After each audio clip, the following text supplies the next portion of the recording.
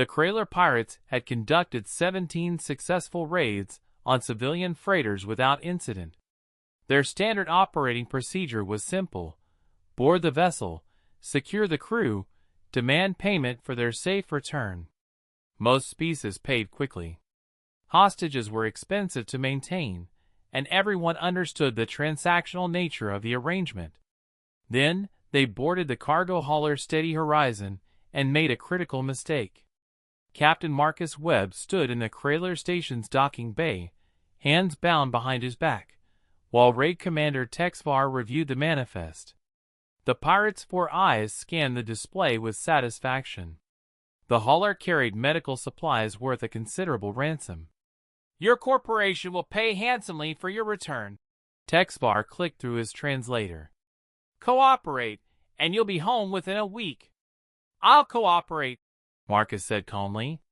"Just return my cat first." Texvar's eyes swiveled independently, a gesture of confusion among his species. "The small predator creature? It is secured in the containment area with your other possessions." "That's not a possession. That's Hendricks, and I want him back. You'll receive all property upon payment of ransom." Texvar dismissed the concern with a wave of his chitinous appendage. "The creature is unharmed." Marcus's expression didn't change, but something in his voice dropped several degrees. "Commander, I'm giving you a professional courtesy here. Return my cat now, and we can resolve this peacefully. Keep him, and you're making a choice you'll regret." Texvar had dealt with hundreds of hostages. Threats were normal, expected even. "You are in no position to make demands, human. Your creature stays as additional incentive." "Okay," Marcus said quietly. "Your choice." The first sign that something was wrong came 6 hours later, when 3 of the Kraler guards didn't report for shift change. A search team found them unconscious in a maintenance corridor, their weapons missing. Then the station's environmental controls began malfunctioning. Temperature fluctuations, pressure irregularities, and unexplained power drains across multiple sectors. The technical staff traced the problems to manual overrides that shouldn't have been possible from inside a detention cell. But Marcus Webb wasn't in his cell. He'd been gone for 4 hours. "How did he escape?"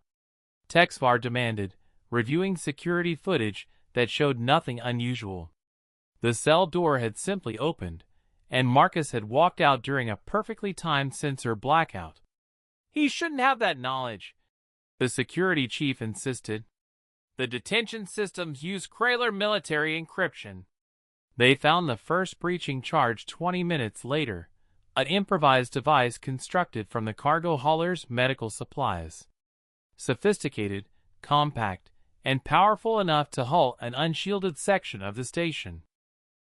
Marcus's voice suddenly echoed through the station's intercom system. "Commander Texvar, this is your final warning.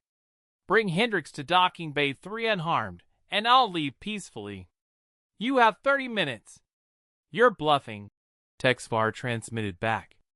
"One human cannot threaten an entire station." "You're right. One human can't. But one very motivated engineer with 6 hours, a cargo hold of medical equipment, and an intimate knowledge of station vulnerabilities can do considerable damage. Check your primary oxygen recycler."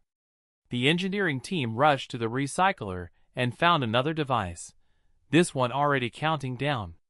They disarmed it with 8 minutes to spare, but the message was clear: Marcus had been everywhere, planting charges in systems the Kraler considered secure. "He's systematically targeting life support," the chief engineer reported.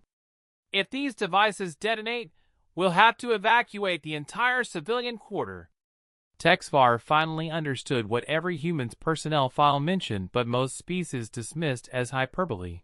Humans bonded with other species in ways that transcended rational self-interest. They formed emotional attachments to creatures that served no practical purpose. And when those attachments were threatened, humans became dangerously unpredictable. "Bring the creature to docking bay 3, Texvar ordered. Sir, if we capitulate. Now! Marcus stood at the airlock, having somehow accessed a vacuum suit and repaired his damaged hauler's docking clamps. Two guards approached carefully, carrying a small cage containing an orange tabby cat that looked entirely unconcerned about the armed standoff happening around him. He's unharmed? Marcus asked. The creature is fine, Texvar confirmed. Now deactivate your devices. Marcus opened the cage, and Hendricks emerged, immediately rubbing against his owner's legs and purring loudly. Marcus scooped him up, checked him over with obvious expertise, then nodded with satisfaction. The charges will auto-disarm in 1 hour, Marcus said, backing toward his ship. I've also sent your complete security protocols, sensor blind spots, and system vulnerabilities to the Galactic Trade Authority. Might want to upgrade before your next raid. You threatened an entire station for one animal, Texvar said, still struggling to comprehend the logic. No, Marcus corrected. I threatened your station because you took my family member hostage. There's a difference. He paused at the airlock. Fair warning for future reference. Never mess with a human's pet. We're generally reasonable people, but we get creative when someone we love is threatened. The Steady Horizon undocked and jumped to FTL before the Krayler could organize pursuit.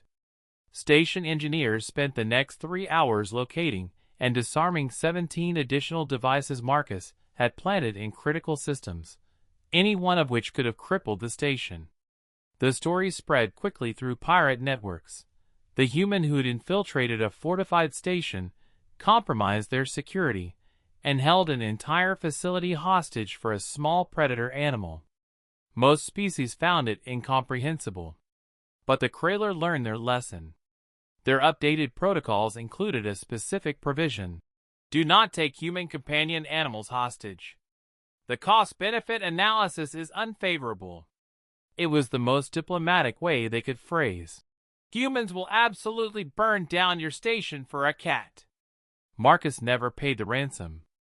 Instead, the Krayler paid him 5,000 credits to never speak of the security vulnerabilities he discovered. He donated it to an animal shelter on Earth and sent Texvar a photo of Hendricks sleeping peacefully on his bunk. The caption read, "Worth it."